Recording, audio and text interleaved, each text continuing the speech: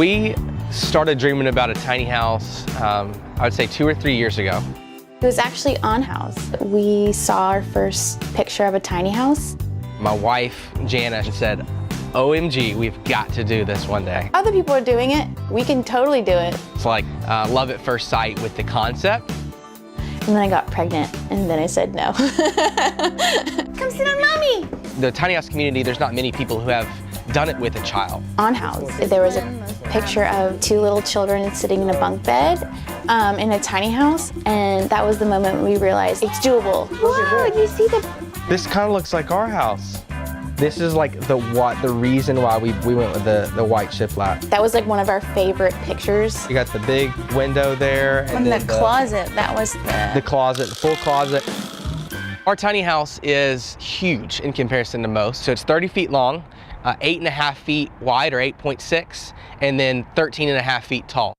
We designed it to be a totally open layout. We have 2 lofts on each end. Our loft space is the coziest part of our house. It's our favorite spot. For us, having a queen-size bed in our loft is really important to us because we all sleep in the same bed. So it needs to be big. We have pillows, and it's kind of like the hearth of our home. We chose 2 lofts for our tiny house, primarily because we were building a tiny house with a child. Our second loft, we call it our lounge loft. It's where our TV is. Eventually, we'll make that his bedroom space. And then below that, there's a space we can convert for a second child with a bunk. The other thing that we had to really focus on was the light color palette and natural light. Windows open up your space and make it feel so much bigger than it is. Every single person we've had come through the door, the first thing out of their mouth is, this is bigger than I thought. We have 14 windows in our tiny house if you include our French doors, our double doors. I totally wanted French doors. Hi!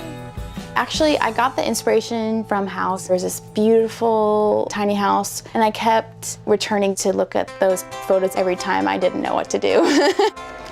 Kick it! All in, it was $63K to build, and actually we contracted it. A lot of the tiny housers actually build their own. We basically made a list of needs and wants and worked with the builder to incorporate as much of that as we could. When it came time to start talking about details like paint color and how our cabinetry is gonna look, Howes was the most organized way to condense all of your ideas into our idea book and then share that with our builder so that we can communicate those ideas clearly. Is that your nose? The keys to living tiny with a child is, for one, buying into the minimalistic lifestyle. In the paring down process, we just really went and looked at what do we really use? What do we really love? I only have 3 pairs of jeans. I only need 3 pairs of jeans. Only having 2 sweaters. I only need 2 sweaters. When you're working with such a tight space, you have to be intentional with every inch. Our closet currently houses our clothes, my wife and I, on the top row. And then underneath, there's a row for Silas's clothes. And then below that, we store his toys. It really makes me conscious of what I'm buying. Like, I have to think, where am I gonna put this? Do I need it? And do I already have something I could use? Everything, every feature of the house has to have 2 or even 3 uses. Our kitchen table folds up and collapses, so we're able to pull it up when we want to have a family dinner. It's perched under the window. Also serves as a desk. When we're not using it, it folds back down, disappears, our stools tuck away underneath our cabinetry, and it becomes our main living space with our seating area. Our staircase up to the loft also functions as a storage space, so we tuck all of our charging, laptops and cell phones, and everything has to charge in there, along with books. The kitchen, because we're doing this thing with a family, we need a full-size fridge, we need a full range. We didn't want to put a dishwasher in, so having a small sink with no dishwasher just wasn't very practical. So I started looking on House to see what other sinks, are there deep sinks, can I do double sinks? Dueling big sink, one is our drying rack and the other is our washing rack. The bathroom features a stand-up shower, a washer-dryer combo unit, some storage, and then a vanity and a composting toilet. There are a few things that, going back, we might do differently. We went back and forth on shower versus tub. We ended up deciding to go with a stand-up shower. As parents, we sometimes wish that we had a tub. Having a tub with a child is just more practical and more fun. You make a mess? One day we let him have this giant cake. It was left over from a wedding. He threw the cake everywhere. The cake was all over him, it was all over me. Having a tub in that moment would have been really helpful. Can you do your face? I probably would have had lighter floors. The dark floors show every bit of dirt. Also, if we could go back, we would figure out how to put some sort of railing up the stairs.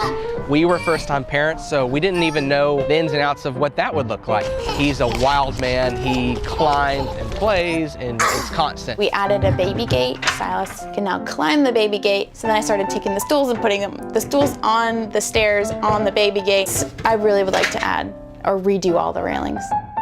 The hardest part about living in a tiny house is parking. You have to park where you can find it, mostly, and we were able to find this place, and we are so grateful for it, but we're actually about to move locations. The tiny house means freedom for us. The short term, it's financial freedom. So not only are we able to essentially hack the Bay Area's really high cost of living, we have the flexibility of travel, of living 6 months here, 6 months there, or whatever we want to do. The experience of living tiny has really impacted my life. The biggest way is my time. I wanted to give all my time to my son, but I couldn't. I was managing stuff.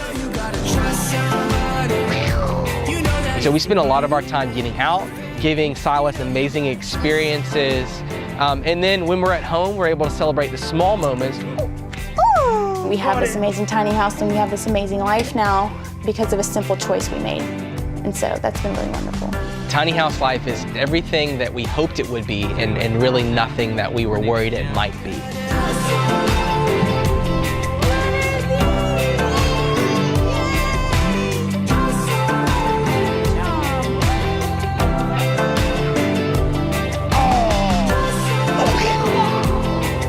It feels as if we're living the dream. We are. We're living our dream.